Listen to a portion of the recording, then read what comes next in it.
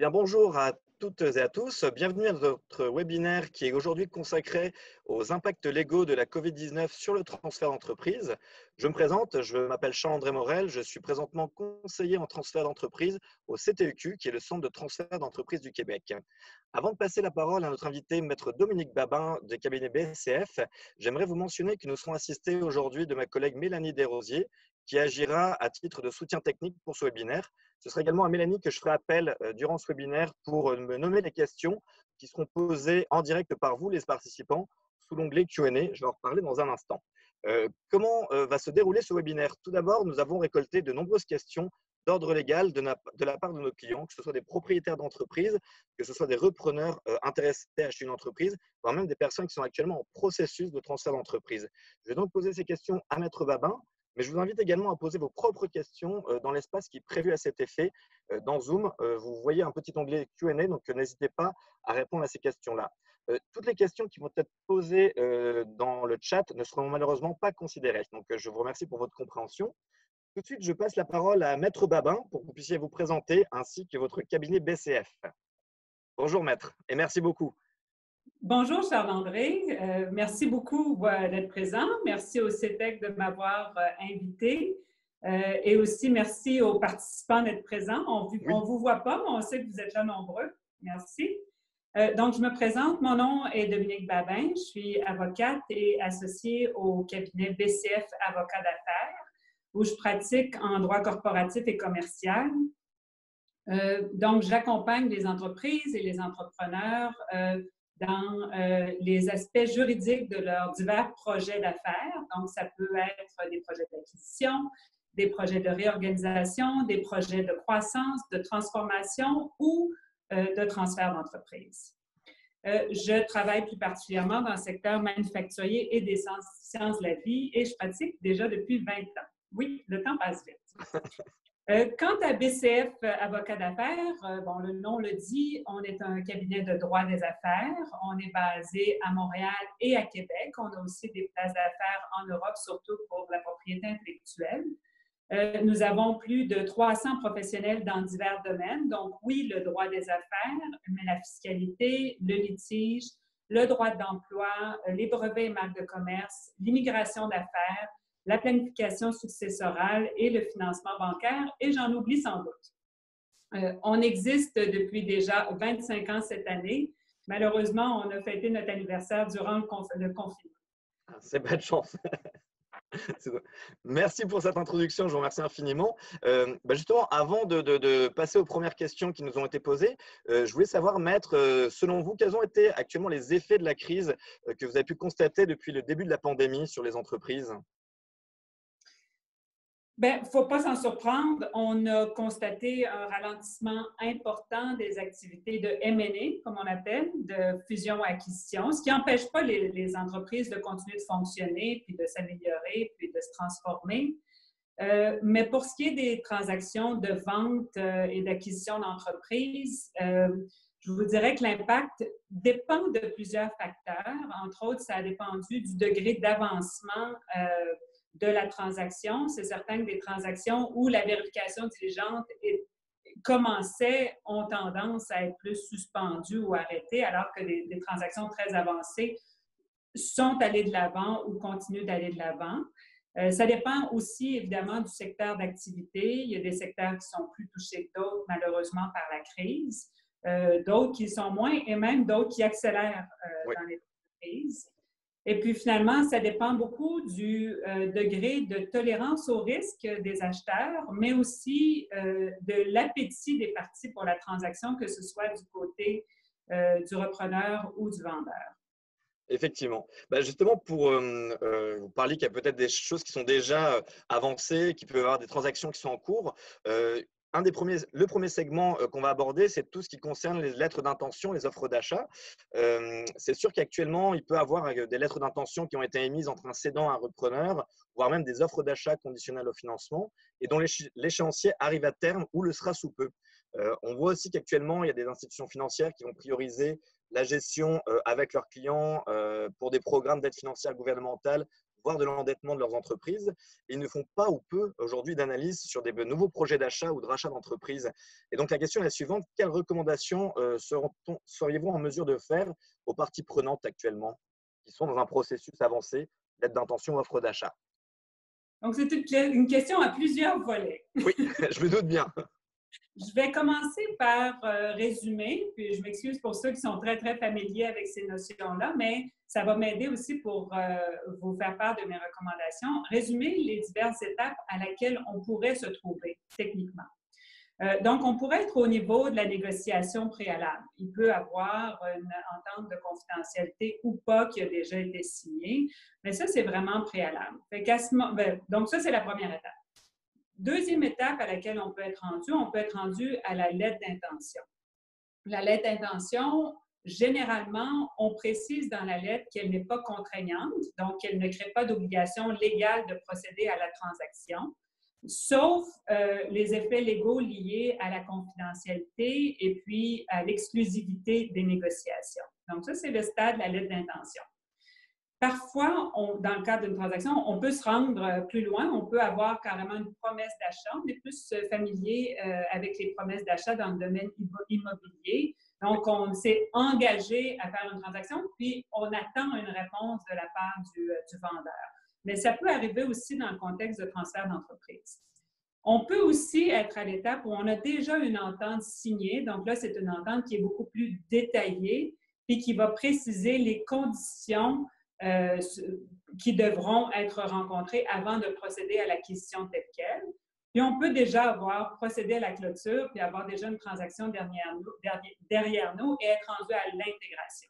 D'accord. Donc, voici les diverses étapes auxquelles on peut déjà être rendu.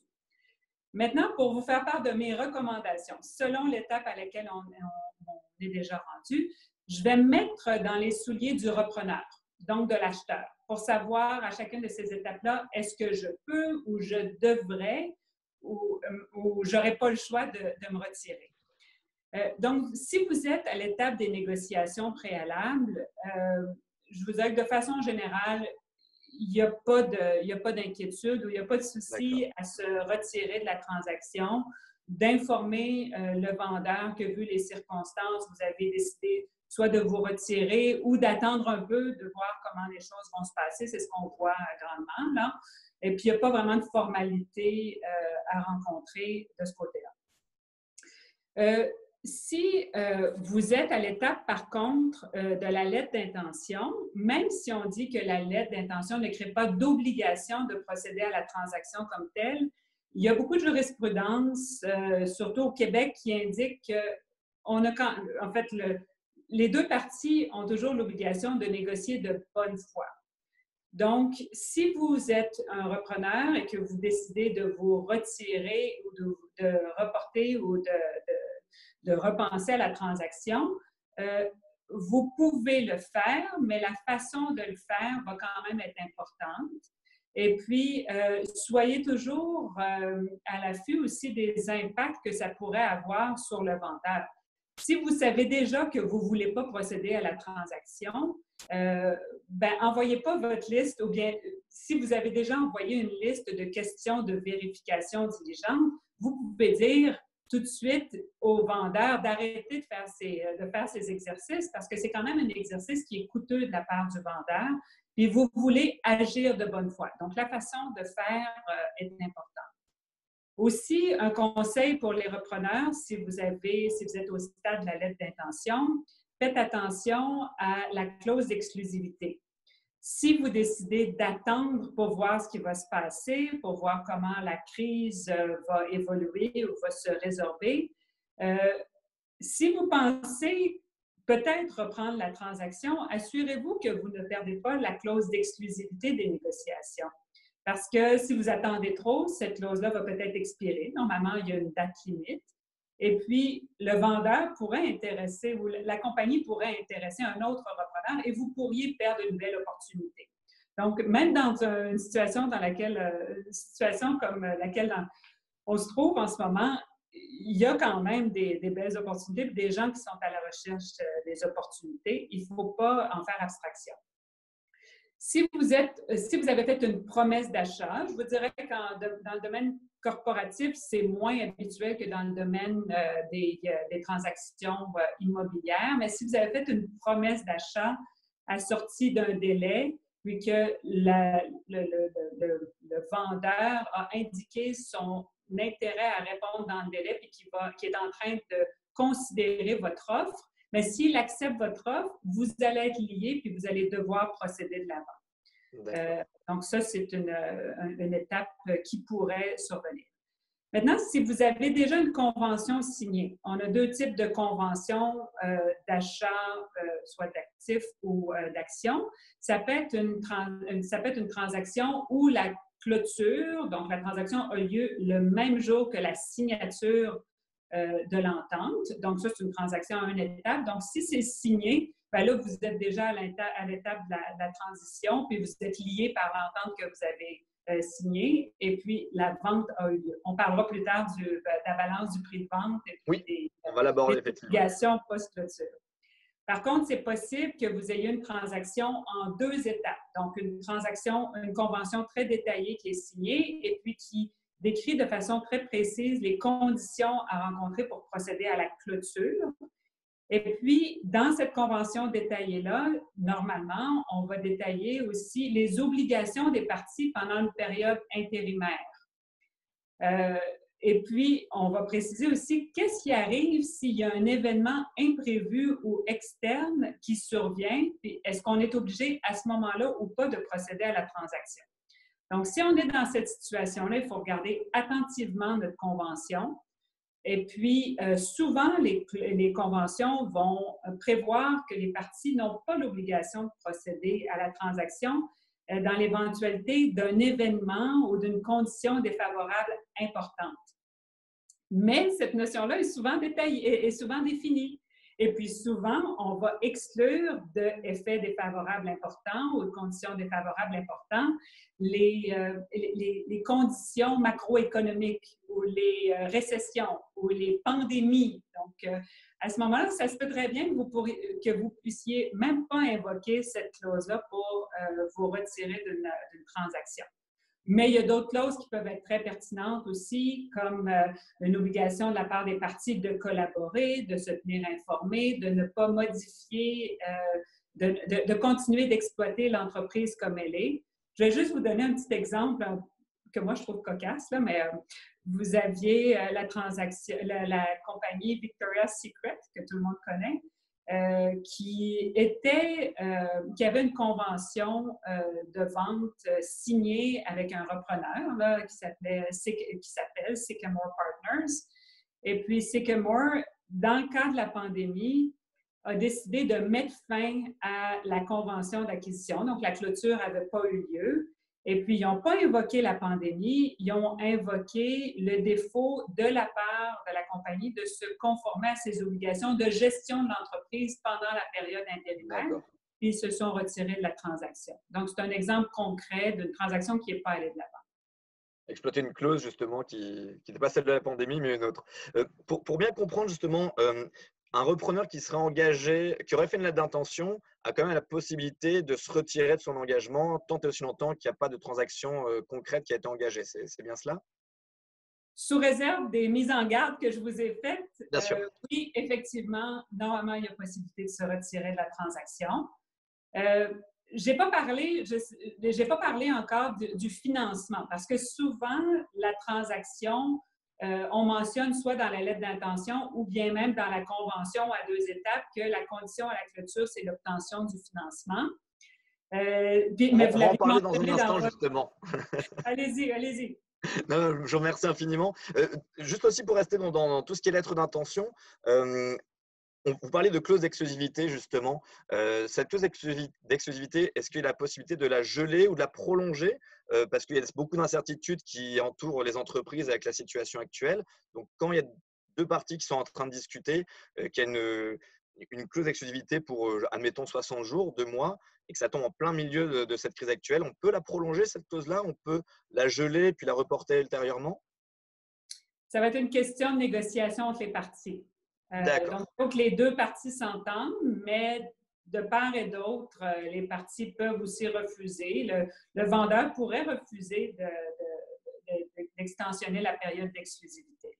D'accord, merci beaucoup. Je vais solliciter Mélanie pour savoir si on avait reçu des questions dans le Q&A qui seraient pertinentes par rapport aux lettres d'intention et aux offres d'achat, Mélanie. Oui, tout à fait. On a reçu une question qui est la suivante. Quels sont les impacts lorsque quelqu'un a 20 des parts d'une entreprise versus un pourcentage plus bas, par exemple 15 Alors, Maître, est-ce que vous aviez entendu la question de Mélanie? Oui, merci. J'ai entendu la question. À ce moment-là, j'imagine que la personne se pose la question si elle est tenue, si on a un actionnaire actuel qui veut peut-être s'opposer à une transaction ou qui veut s'assurer peut-être que ses actions soient achetées en même temps que l'autre, pour s'assurer de ne pas être laissé derrière par Ouais. C'est comme ça l'acquéreur, que je le comprends. qui pourrait décider peut-être d'en acheter moins, d'acheter juste 80 ou 80 plutôt que d'acheter toutes les actions pour limiter son risque. Ça pourrait être une possibilité. Normalement, je vous dirais que la réponse se trouverait dans la convention entre actionnaires. Donc, il faudra aller voir la convention entre actionnaires, qui souvent va contenir des clauses qui protègent les actionnaires minoritaires et qui vont dire, la transaction ne peut pas avoir lieu si l'acquéreur n'achète pas la totalité des actions de l'entreprise aux mêmes conditions que les actions de l'actionnaire majoritaire. D'accord. Puis la règle du 15-20 ça va dépendre de ce qui est écrit dans la convention entre actionnaires, parce que des fois, il y a des droits qui sont rattachés à un certain pourcentage d'actions, mais ça va dépendre de la situation particulière de chacune des entreprises. D'accord, merci beaucoup. J'espère que ça répondait à la question que la personne a posée. On va justement, vous l'aviez commencé à aborder ce point-là, on va parler des dégagements d'obligations et de responsabilités, et également de financement. On parle souvent de balance de prix de vente ou de clause de earn-out, justement. On va pouvoir peut-être l'expliquer dans un instant. Et selon l'un ou l'autre, c'est souvent versé selon la performance financière de l'entreprise. Vu les circonstances actuelles, aussi bien les repreneurs veulent être protégés de ne pas devoir verser quelque chose qu'ils ne pourront pas reverser suite aux performances de l'entreprise. Mais d'un autre côté, il y a les cédants aussi qui ne voudraient pas perdre ce montant. Donc, comment on peut œuvrer à ce niveau-là? Comment vous le voyez-vous sur le terrain généralement? Et qu'est-ce qu'on pourrait leur conseiller? Pour tout ce qui est balance de prix de vente et earn-out, peut-être faire la différence entre ces deux aspects, justement. Oui, c'est un bon point. Je vais commencer, comme tu le proposes, par expliquer un peu qu'est-ce que c'est qu'une clause de balance de prix de vente ou quelles peuvent être ce qu'on verrait, les deux principales variations de cette notion-là. Donc, une balance de prix de vente, ça peut être en place dans le cas où un acheteur n'aurait pas nécessairement les liquidités ou le financement pour payer le prix complet de l'entreprise qui a été convenue. Donc, à ce moment-là, je dis que c'est un peu le vendeur qui finance la transaction par l'acheteur. Donc, à ce moment-là, le paiement de la balance du prix de vente n'est pas tributaire des résultats futurs de l'entreprise. Ça dépend simplement de l'écoulement du temps. Puis à des dates précises, l'acheteur doit faire certains paiements. Ça, c'est un type de balance de prix de vente. Un autre type qu'on voit aussi souvent dans le cadre de la vente de PME, c'est ce qu'on appelle des earn-out. Donc, ça, c'est une balance de prix de vente dont le paiement ou bien même le montant va dépendre du résultat ou des résultats dans l'entreprise après la date de clôture. Je reviens un petit peu en arrière. Je vous dirais que de façon générale, quand on fixe un prix de vente pour une entreprise, c'est un multiple, souvent, des bénéfices passés de l'entreprise. Donc, on prend une photo au moment de la clôture et puis on regarde ce qui s'est passé les années passées, puis on fait un multiple, puis on dit, OK, le prix de vente, ça va être ce montant-là. Donc, ça peut être un peu frustrant de la part des vendeurs qui ont bâti une compagnie qui est en croissance, qui ont fait des investissements, mais qui n'ont pas encore vu tous les bénéfices des investissements qu'ils ont faits parce que le prix de vente reflète ce qui s'est passé avant et ne reflète pas nécessairement tout le potentiel de l'entreprise. D'accord. Alors que de la part du repreneur, on dit oui, mais moi, ça va de soi que j'achète une compagnie en croissance, je suis prêt à prendre les risques. Donc, s'il y a des bénéfices aux investissements passés que tu as faits, ben j'en tirerai les bénéfices.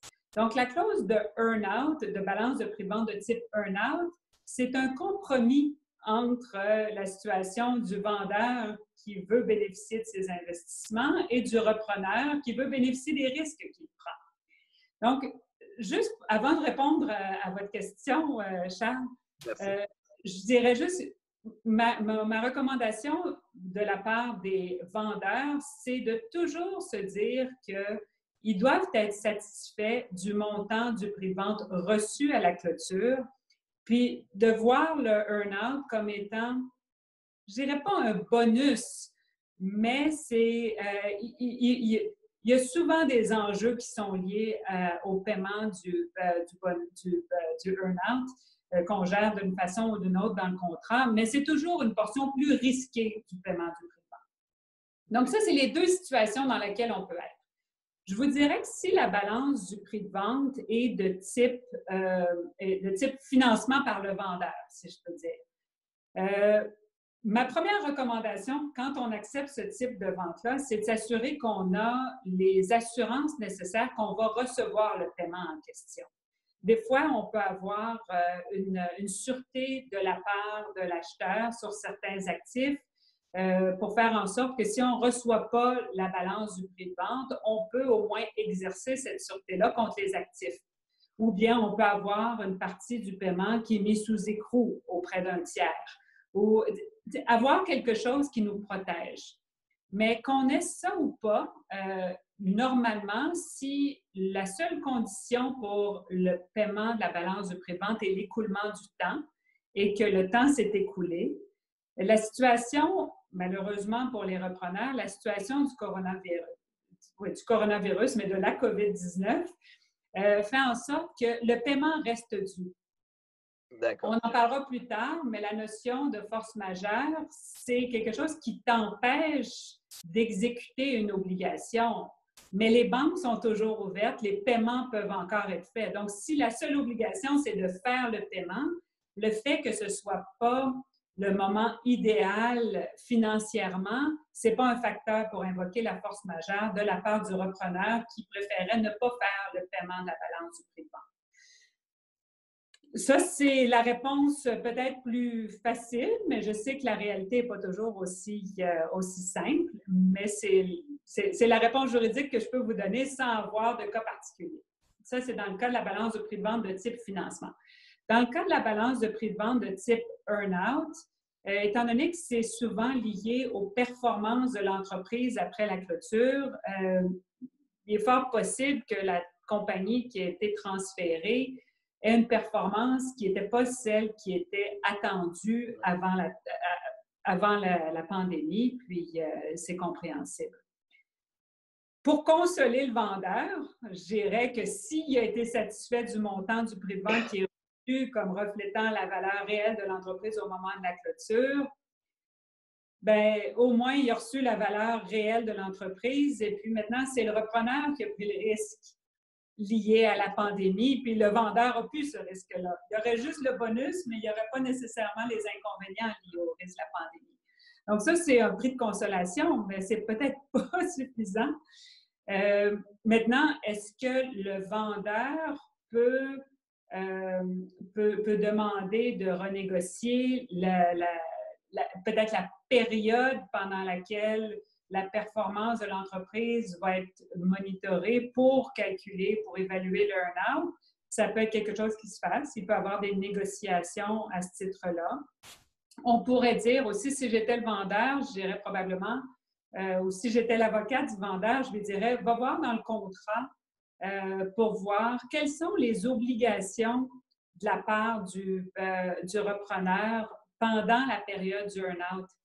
souvent, on voit dans la convention que le repreneur a l'obligation de continuer d'exploiter l'entreprise telle qu'elle était exploitée avant la clôture, pendant la période du earn-out. Ce qui n'est peut-être pas le cas, en fait, ce qui est probablement pas le cas. Est-ce que le repreneur a l'obligation de tenir le vendeur informé de ses décisions au fur et à mesure pour s'assurer que le vendeur est au courant? Donc, il y a des obligations d'information ou de collaboration entre-temps. Et puis, si le repreneur ne s'est pas conformé à ces obligations-là, peut-être que là, on pourra dire que ça justifie de négocier une modification à la clause de earn-out comme telle. D'accord. Donc, une situation à plusieurs parties. Exactement. Très bien. Merci beaucoup. Vous avez commencé à le mentionner. Vous parliez des cas de force majeure. Est-ce que justement la crise actuelle, elle peut être assimilée à un cas fortuit ou de force majeure qui permettrait aux personnes de se dégager des engagements contractés avant la crise? Ça pourrait être par exemple l'annulation d'une offre d'achat. Est-ce qu'on peut invoquer la clause de force majeure dans ce cas-là? Ça dépend. La force majeure, c'est défini dans le Code civil. Au Québec, on est assez chanceux parce qu'on a une définition claire de force majeure, ce qui n'est pas le cas dans toutes les juridictions. Souvent, d'ailleurs, en common law, on dit qu'il faut vraiment que ce soit prévu dans le contrat. Mais au Québec, on a le Code civil qui définit la force majeure comme un événement imprévisible et irrésistible. Et puis, c'est un événement externe aussi. Il ne faut pas que ce soit un événement qui soit sous le contrôle d'une des parties. D'accord. Je vous dirais de façon générale que la crise de la COVID-19, c'est un événement imprévisible, irrésistible et externe, mais ce l'était avant que ça survienne. S'il y a des contrats qui ont été conclus après le début, peut-être après la date à laquelle l'OMS a déclaré la situation de pandémie, on ne peut pas vraiment dire que c'était imprévisible. Donc, si ça a été signé après le décret du Québec qui déclare la fermeture des lieux de travail, ça aussi, on ne peut pas dire que c'était imprévisible. C'était des situations qui étaient déjà connues à un certain moment donné. Donc, savoir si on peut invoquer la force majeure va dépendre du moment où on a contracté une obligation. Ça, c'est une part. Et puis aussi de l'obligation elle-même. Parce que, bon, c'est bien beau d'avoir une obligation de force majeure, mais pour que ce soit utile en droit, il faut qu'on puisse prouver que cet événement de force majeure-là nous a empêchés d'exécuter une obligation. D'accord. Et puis, donc là, il faut le fardeau de preuve, donc l'odieux de prouver l'impact du cas fortuit ou du cas de force majeure sur ces obligations revient au débiteur. Donc, on doit vraiment en faire la preuve. Donc, pour revenir à votre question, est-ce qu'on peut invoquer le cas de force majeure pour se dégager d'une obligation d'acheter? Comme j'ai dit tantôt, si l'obligation, c'est de faire le paiement, les banques fonctionnent encore. Je vous dirais qu'on le voit plus dans des cas d'exécution d'obligations ou de livraison pour, par exemple, des compagnies manufacturières. Si on a un objet à livrer qui doit être fabriqué dans un milieu de travail, puis que le milieu de travail est fermé pour une certaine période, puis qu'on a un délai à rencontrer, si on n'est pas capable de le fabriquer, on ne peut pas rencontrer le délai, donc on pourrait invoquer la force majeure pour demander un report du délai de livraison. D'accord. Mais dans le cas d'une obligation d'acheter une entreprise, ce n'est pas si noir ou blanc que ça. OK. Il y a beaucoup de zones grises. Il y a beaucoup de facteurs à considérer. Effectivement. Merci beaucoup. Vous parlez justement des banques. Un repreneur qui avait rencontré une institution financière qui elle-même s'était engagée à financer une transaction avant la crise. Est-ce que cette institution financière peut se désister de ses engagements si un repreneur désire de continuer à aller de l'avant dans son projet d'acquisition? Encore une fois, je vais vous dire, ça dépend, mais il faut retourner à l'offre de financement de la banque. Souvent, normalement, les conventions bancaires contiennent toutes sortes de clauses qui permettent à une institution bancaire de réévaluer sa position. Donc, c'est important de tenir son institution financière au courant. Souvent, les institutions financières vont réévaluer le montant du financement qu'ils peuvent octroyer pour une transaction. Ils vont probablement demander qu'il y ait un petit peu plus de mise de fonds qui soit mis de la part du repreneur pour limiter les risques de la banque. Ceci étant dit, pour tous nos amis banquiers qui sont en ligne, je sais que les banques font preuve d'une excellente collaboration dans le cadre de la crise. Et puis, je ne vous dirais pas d'une certaine souplesse parce que tout le monde a ses priorités et ses objectifs, mais il y a un bon dialogue qui se fait avec les institutions bancaires aussi dans le temps de la crise. Effectivement, ça s'est vu dernièrement, donc c'est un bon point que vous soulignez. Mélanie, est-ce qu'on a des questions concernant le dégagement d'obligations ou concernant le financement qui auraient pu être posées dans le Q&A? Oui, on a plusieurs questions. Je vais en choisir une qui semble être très pertinente à ce que vous venez de discuter. Donc, c'est un cas de figure. En raison de la COVID, si les parties ont une offre d'achat signée avec échéance à venir et conditionnelle au financement, comment peut-on valider les faits si l'acheteur fait valoir le refus de la banque de financer pour se retirer? Bonne question.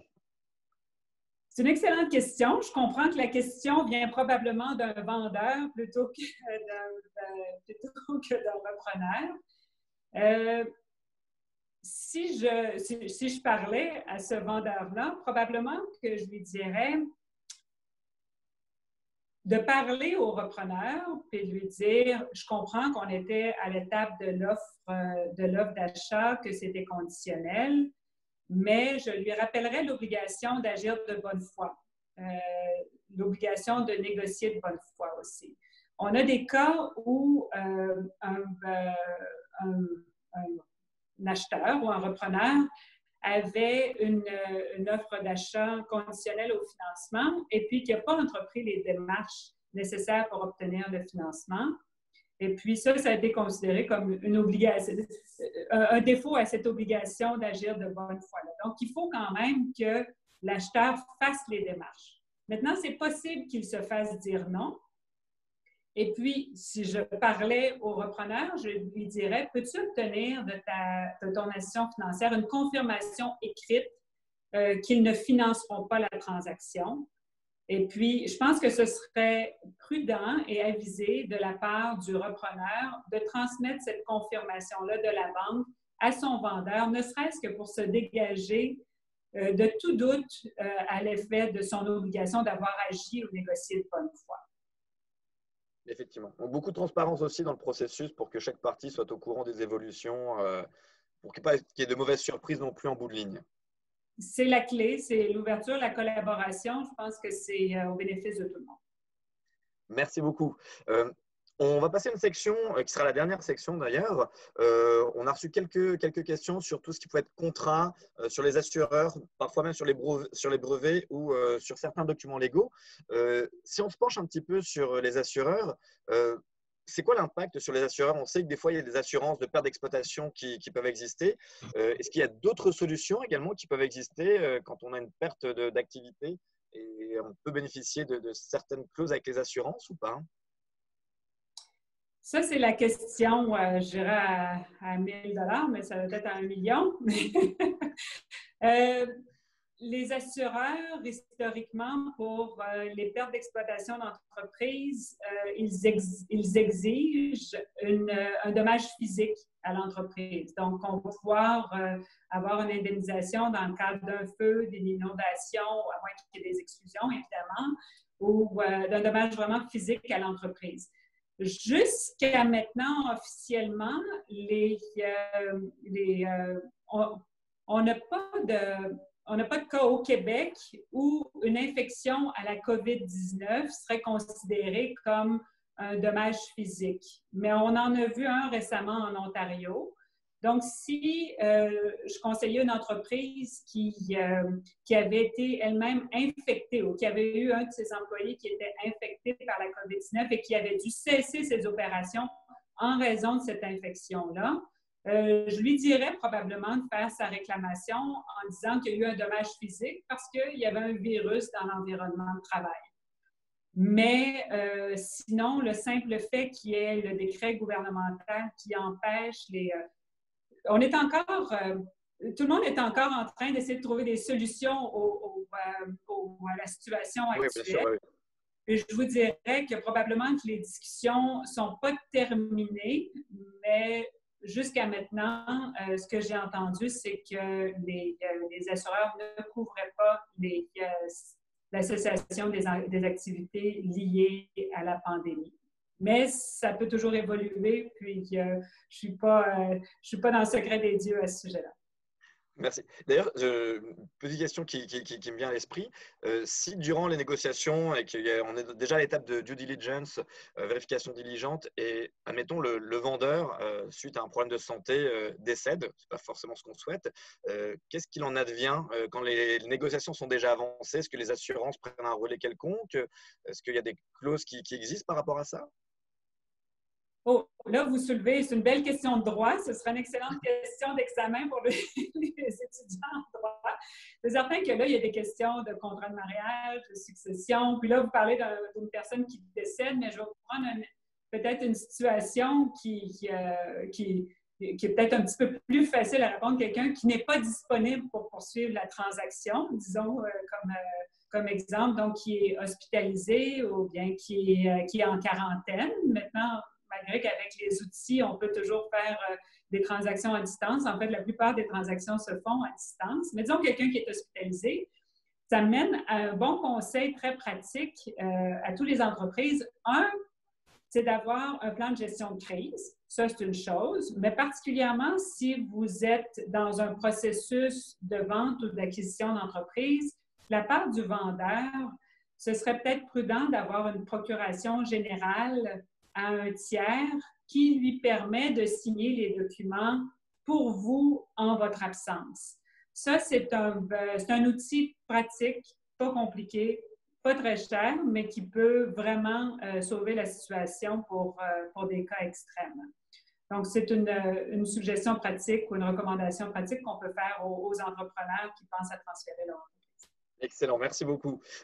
Et on parle aussi beaucoup de transition quand il y a une transaction, puis qu'un repreneur fait l'acquisition d'une entreprise. Il y a souvent des périodes de transition qui sont négociées, qui peuvent de 2 mois, 3 mois, 6 mois, 1 an, voire plus parfois. Si cette période de transition a débuté juste avant la Covid, et que forcément, avec soit l'arrêt de certaines activités ou les problématiques qu'on peut rencontrer, est-ce que c'est un délai qui court toujours, ce délai de 6 mois, admettons? Donc même les 2 mois où il ne s'est rien passé, on considère que la transition se passe à l'intérieur de ces 2 mois, il ne se passe rien, ou ça peut se renégocier avec le vendeur, justement? Techniquement, le délai continue de courir, la vie continue, mais comme dans toutes les situations, il y a toujours possibilité de négocier. Puis tout va dépendre aussi des situations particulières. Si on a un vendeur qui, lui, était pressé de se retirer, il n'y aura peut-être pas d'intérêt d'étendre la période de transition pour encore 2 mois. Peut-être que 2 mois pour un vendeur, ça peut être très long, alors que pour d'autres, ça peut être tout à fait acceptable. Donc, ça va vraiment dépendre des situations particulières des parties. Et puis, je pense que ça peut très bien jumeler dans une négociation pour étendre la période de earn-out. Donc, dans une négociation, c'est du donnant-donnant. Peut-être qu'on peut offrir un petit peu plus de temps pour la période de transition en échange d'une période un petit peu plus grande ou un assouplissement au niveau de la clause de earn-out. D'accord, effectivement. Très bon point. Mélanie, je te sollicite savoir si pour tout ce qui peut être documents légaux, que ce soit des contrats, assurances ou autres, si tu as reçu des questions dans le Q&A. Oui, on a reçu plusieurs questions. Elles sont toutes très pertinentes, donc je vais en choisir une un peu au On hasard. pourra peut-être revenir sur d'autres par la suite, Oui, d'ailleurs. tout à fait. Donc, on a quelqu'un qui demande, est-ce que les assurances sur les représentations et garanties s'appliquent dans le cas de la COVID? Alors, maître, je vais vous solliciter. Les assurances pour les représentations et garanties, c'est une question très précise. Ça va dépendre des représentations et de garanties et de la portée de l'assurance. Malheureusement, ce n'est pas une question à laquelle je me sens à l'aise de répondre aujourd'hui de façon générale. Ouais, il y a beaucoup de paramètres à prendre en considération. C'est peut-être pas évident de s'engager sur ça. Peut-être une autre question, Mélanie, tu aurais qui serait peut-être plus évidente pour Maître Babin? Oui, j'en ai une autre ici. Je ne suis pas certaine qu'elle s'applique nécessairement spécifiquement à cette section-ci, mais je crois qu'elle est pertinente. Donc, est-ce que l'état de santé, donc maladie, d'une des deux parties est une force majeure ou une excuse pour retarder? Est-ce qu'on prévoit que la loi change pour inclure les pandémies dans la définition de force majeure, pardon? Et est-ce que vous conseillez que désormais tout contrat inclue automatiquement une clause de protection contre les pandémies? Intéressant comme question. C'est une grande question avec plusieurs sous-questions. C'est une grande question, mais j'aime beaucoup ça. Le Code civil a adopté une approche, on a une approche très large. Donc, on parle vraiment d'un événement qui est irrésistible, imprévisible. Ça peut tomber, ça peut devenir une force majeure, mais ce que j'aime dans la définition vague et générale actuelle, c'est que ça dépend des circonstances. Puis, je pense qu'elle nous permet aussi de tenir compte des facteurs particuliers. Tantôt, je vous parlais de l'importance du moment auquel on a contracté une obligation pour savoir l'impact de la force majeure sur l'exécution de cette obligation-là. Donc, si on disait qu'une pandémie est toujours un cas de force majeure, ben, je pense que ce serait trop large parce qu'il faut quand même prouver qu'à cause de la pandémie, à cause de situations particulières, on ne pouvait pas exécuter une obligation. Donc, moi, je vous dirais, je ne m'attends pas à une modification dans le Code civil pour ce qui est de la définition comme telle de force majeure. Ce que je peux vous dire, par contre, c'est qu'on apprend beaucoup, tout le monde apprend beaucoup de la situation actuelle, puis il n'y a pas un contrat que je suis en train de négocier ou de rédiger en ce moment qui ne considère pas le Code de la pandémie et de la force majeure. Donc, maintenant qu'on sait de la situation dans laquelle on a ajouté toutes sortes de nuances en disant que, regardez, la force majeure pour les cas de ce contrat-ci inclut les effets que nous n'attendions pas de la pandémie. Donc, les effets qui étaient imprévisibles de la pandémie, parce qu'il y a encore beaucoup de choses qui peuvent se produire, puis il va falloir qu'on s'adapte au fur et à mesure, puis il y a des obligations qu'on pense qui sont réalisables aujourd'hui, mais qui peut-être ne le seront pas demain, peut-être en raison d'un décret gouvernemental ou d'une situation particulière. Donc, je vous dirais, c'est ça. Donc, je ne m'attends pas à une modification du Code civil. Oui, on adapte nos contrats, on apprend beaucoup de la situation. Maintenant, pour la situation malheureuse, disons, du vendeur qui est malade, s'il peut invoquer la force majeure, ben, ça va dépendre des obligations qui requièrent sa présence puis son implication. Puis oui, il y a le droit, mais il y a aussi le gros bon sens, là. Je pense que de la part d'un acheteur, il faut aussi faire preuve de souplesse et de compréhension et d'humanité. Donc, ça va vraiment dépendre des cas spécifiques, mais ce serait une situation qui serait vraiment à évaluer au cas par cas. S'il y a la présence si le vendeur veut absolument aller de l'avant, ben, ça aurait été prudent qu'il y ait une procuration générale avant la pandémie, avant de tomber malade pour procéder. Mais s'il change d'idée, ben, peut-être que ses mandataires ou son équipe peuvent voir des assouplissements avec l'acheteur. Merci beaucoup. Je vois le temps qui passe. Alors, je voulais vous poser un petit peu de la dernière question qui sera un résumé de plusieurs aspects que vous avez abordés. Donc, Maître, je voulais savoir quelles seraient vos recommandations aux entrepreneurs, que ce soit aussi bien les cédants que les repreneurs, qui sont actuellement engagés dans un processus de transfert. C'est une question assez large, mais ça pourrait peut-être résumer un petit peu certains aspects qu'on a pu aborder justement durant ce webinaire. Oui, tout à fait. Donc, des conseils. Bon, si je parlais, par exemple, à des acheteurs ou à des repreneurs, le contexte de chaque acheteur ou chaque repreneur est très différent, mais bon, pour un acheteur, c'est un projet important, c'est une expansion, c'est une étape importante d'acheter une entreprise. Et puis, ça peut peut-être faire peur. La situation actuelle fait peur. Donc, je pense que je prêcherais à des convertis si je disais, si vous êtes acheteur, soyez prudent. Je pense que vous le savez déjà. Mais d'un autre côté, si ça se peut qu'il y ait des très belles opportunités qui se présentent, il va y avoir aussi on va beaucoup tester la solidité de certaines entreprises. Il y avait des entreprises, je pense aux entreprises manufacturières qui avaient entrepris déjà le virage numérique, la transformation numérique, l'automatisation. Ces entreprises-là ont été probablement moins affectées que d'autres par la crise, puis vont probablement s'en remettre plus vite. Donc, c'est une bonne façon de regarder la réponse de la cible à la crise actuelle. C'est une bonne façon de tester la solidité de cette entreprise-là. Donc, ça peut être une belle opportunité aussi de bien connaître son projet. La part du vendeur ou du cédant, je vous dirais d'être patient. Ce n'est pas nécessairement le temps de faire une vente de feu. Malheureusement, il y en a qui vont peut-être être un petit peu plus acculés au mur et qui vont avoir tendance à faire une vente de feu. Puis à ce moment-là, protégez-vous le mieux que vous pouvez, puis assurez-vous quand même de prendre des décisions qui vont tenir compte du futur. Donnez pas des représentations et garanties ou prenez pas des engagements que vous ne serez pas capable de remplir parce que vous allez juste créer un autre problème que vous devrez régler plus tard. Vous voulez vendre une entreprise pour passer à autre chose, assurez-vous de le faire quand même l'esprit en paix, puis de faire les choses comme il faut. Il faut quand même garder un optimisme réaliste, je dirais. Il faut gérer ses liquidités, il faut gérer ses risques, il faut essayer de passer à travers. Je pense qu'on est tous dans la situation où on essaie de faire le mieux qu'on peut dans la situation actuelle, mais assurez-vous de sauver les choses qui ont le plus de valeur pour vous et pour l'entreprise. Puis, à la fois aux acheteurs et aux vendeurs, et aux banquiers, et aux assureurs, et aux avocats, et aux conseillers, je dirais qu'on est dans une situation où il faut vraiment faire preuve de collaboration, de flexibilité, de résilience.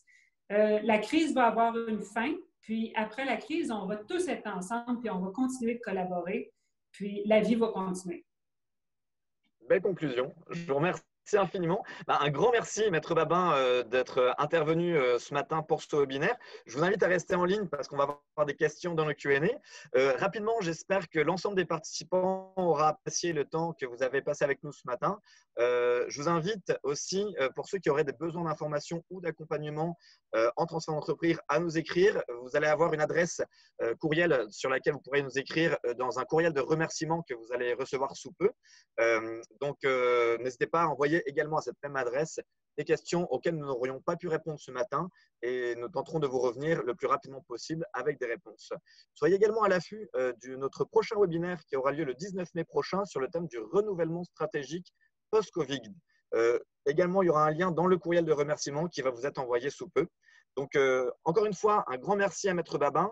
Merci à tous les participants. Je vais laisser la parole à Mélanie pour qu'elle puisse aborder les questions du Q&A et passer une excellente journée. Merci beaucoup. Merci Charles. Donc, je vais lire quelques questions qu'on a reçues tout au long du webinaire. Donc, on va sauter d'une section à l'autre. Dans un premier temps, sur la question de la prolongation des délais de la cause d'exclusivité, quel serait, à votre avis, l'impact du décret qui a suspendu les délais de procédure, de prescription et de rigueur? C'est une bonne question. C'est clairement quelqu'un qui est informé. Oui. Ici, les délais de prescription, c'est vraiment c'est pour des recours qui sont déjà en vigueur. C'est pour, si vous avez, disons, 3 ans pour faire une réclamation suite à un préjudice, à ce moment-là, vous pourriez invoquer la suspension de ce délai-là, par exemple. Je sais que ça s'applique pour la Cour, les délais pour produire des documents en cours. Bien, excusez-moi, de ce côté-là, je ne suis pas un avocat de litige, donc je ne me présente pas devant les tribunaux, je suis moins au fait de ces questions-là. Mais je sais que le gouvernement a décrété des suspensions des délais qui couraient pour faire des demandes devant les tribunaux, pour déposer des documents. Mais en matière contractuelle, le décret ne vise pas les délais contractuels qui ont été convenus entre les parties. Là. Merci beaucoup pour votre réponse. Mélanie, est-ce qu'il y avait d'autres questions pertinentes? Oui. Donc, ici, on a la question suivante. Considérant des pertes de revenus de plus de 50 pour une grande majorité des PME, est-ce que la réflexion sur la valorisation en raison de la COVID doit être considérée à 100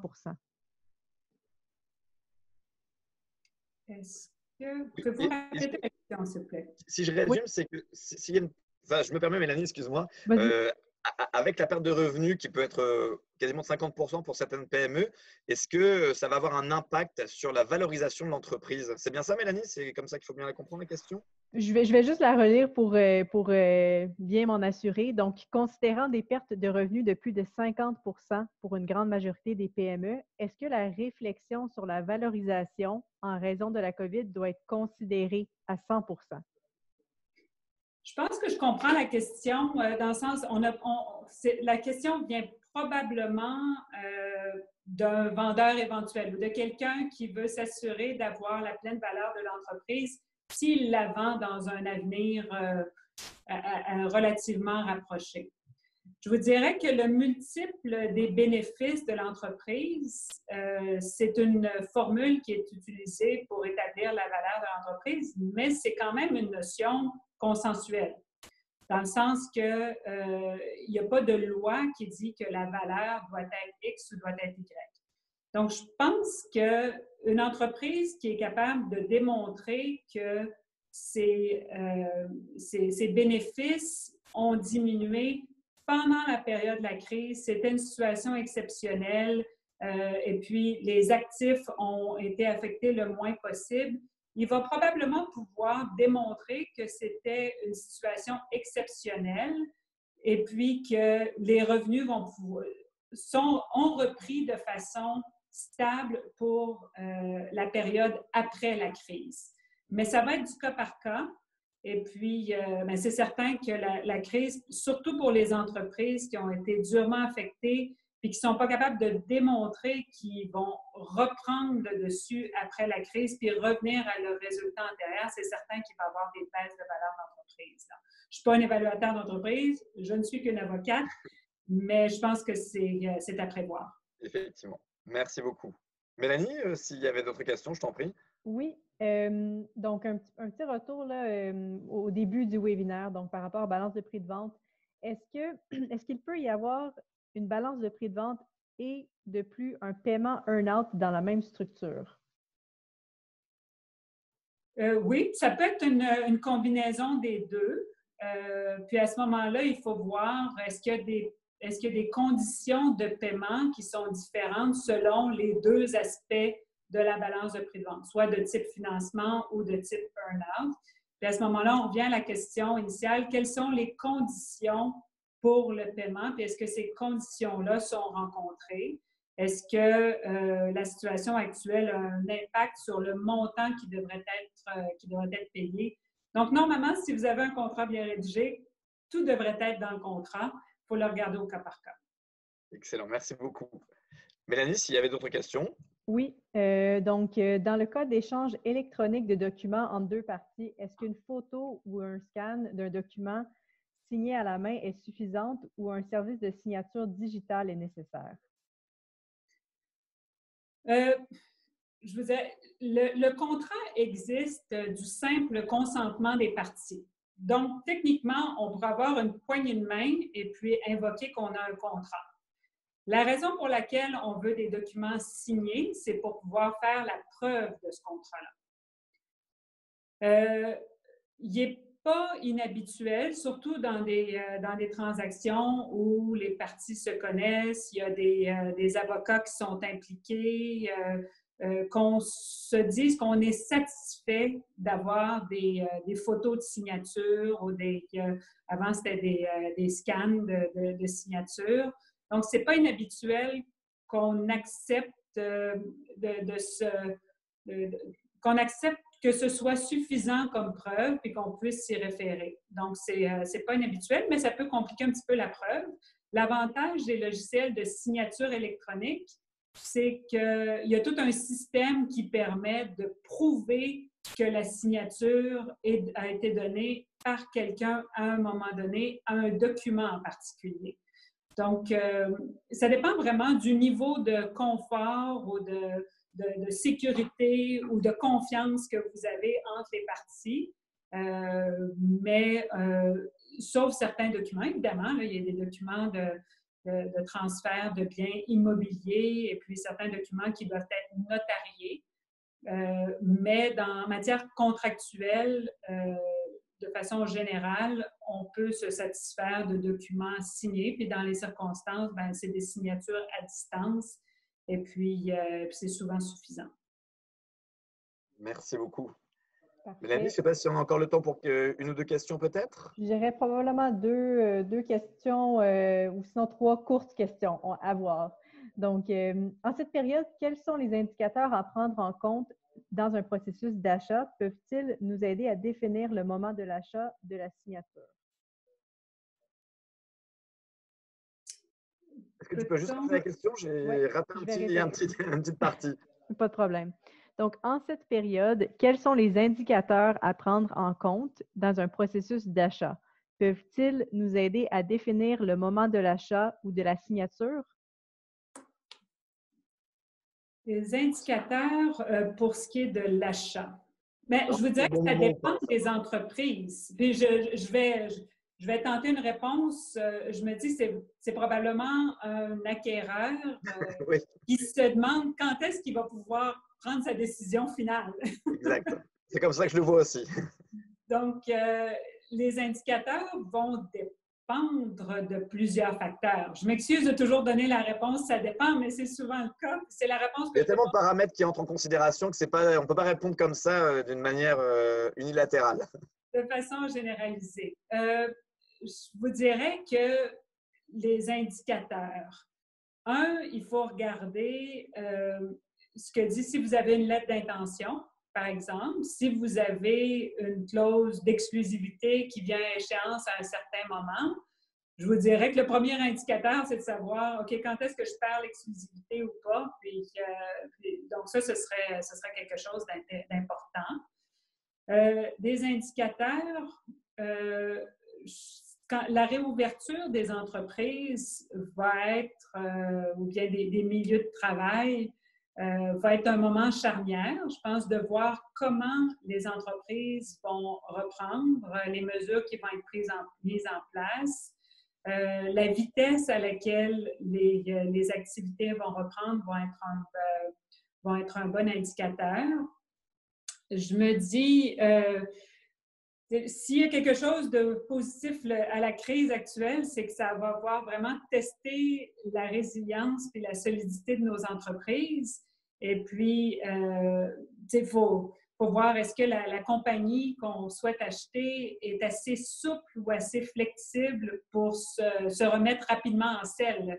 Je pense que la reprise d'activité, ça va être un test, mais peut-être que l'indicateur, si vous ne voulez absolument pas manquer une opportunité, puis vous pensez que quand tout va reprendre, il va y avoir plein de repreneurs qui vont être intéressés à cette entreprise-là, je pense que c'est de faire votre propre évaluation, de savoir comment la crise a été gérée, puis moi, comment j'ai eu une position privilégiée pour pouvoir le réaliser puis le voir avant tout le monde. C'est dans ce sens-là que ça peut... On parle d'indicateurs, peut-être qu'on voit un horizon où les entreprises vont commencer à regarder. Peut-être que je suis trop optimiste, mais c'est peut-être le bon moment de faire sa propre évaluation, de dire les actifs que j'achète sont solides, les bonnes mesures sont en place, je vais être prêt à faire une reprise plus vite que tout le monde et je vais saisir une opportunité que personne d'autre aura saisie. Donc, je ne sais pas si ça répond à la question. Charles, je ne sais pas si tu voyais ça autrement ou si c'est pas toujours évident de dire quels vont être les indicateurs, mais pour aller dans votre sens, effectivement, on a eu beaucoup de demandes dernièrement de repreneurs potentiels pour savoir s'il n'y a pas des bons deals à faire avec la situation actuelle. Donc, c'est sûr que pour certains, et c'est totalement légitime de dire l'impact de la crise sanitaire actuelle sur certaines entreprises vont peut-être permettre d'avoir à certains repreneurs de faire entre guillemets des bonnes affaires, en tout cas de trouver une entreprise avec soit une valorisation moindre, comme on a pu évoquer peut-être tout à l'heure. Mais ça arrive très régulièrement, je vous dirais, actuellement, d'avoir des appels pour savoir si c'est le bon moment de reprendre une entreprise. Mais les gens ont le temps de penser. Les gens ont le temps de penser, les gens ont le temps de se faire des projets, il y a des gens aussi qui ont plus de temps aussi pour aller penser à un changement soit de carrière ou de vie, là, mais on commence à voir du mouvement un peu. Oui, effectivement. Ça, je vous rejoins là-dessus. Tu disais qu'il y a peut-être encore une ou deux questions, Mélanie, c'est ça? On aurait peut-être le temps. En fait, théoriquement, on a terminé, mais je pense qu'on peut se permettre une dernière question. Donc, selon vous, serait-il intelligent d'attendre de vendre ses parts à de futurs actionnaires en raison de la COVID-19, considérant que la valeur de l'entreprise peut diminuer? Pas évident comme réponse. Donc, on est un vendeur, donc un actionnaire d'une entreprise qui se demande s'il peut…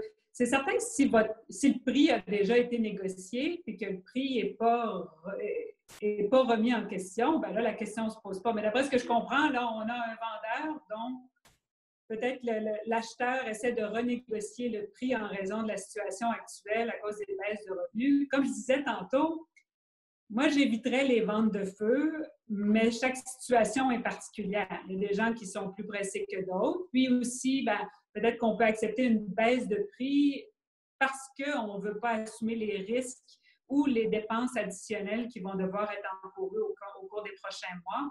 Donc, ça dépend vraiment de chaque situation particulière. Et, est-ce que je recommanderais? Je recommanderais, comme je disais, une certaine prudence de part et d'autre, mais une certaine patience aussi, si c'est possible, de la part des vendeurs. Excellent. Écoutez, je pense que ça fait le tour des points qu'on voulait aborder. C'est sûr qu'on n'a peut-être pas pu prendre toutes les questions parce qu'on est aussi pris par le temps. Je réitère que s'il y a des questions que vous posez auxquelles on n'a pas pu répondre lors de ce webinaire, n'hésitez pas à nous en faire part via l'adresse courriel qui sera dans le lien, dans le poêle de remerciements qu'on va vous envoyer. Maître Babin, je vous remercie infiniment pour votre disponibilité et votre enthousiasme lors de ce webinaire de ce matin. C'est vraiment très, très apprécié. Merci à tous les participants. Merci également à Mélanie et toute l'équipe des communications du CETEC pour l'organisation de ce webinaire. Et je vous souhaite une excellente fin de semaine et puis au plaisir de vous revoir par écran interposé. À très bientôt. Merci à tous. Merci beaucoup.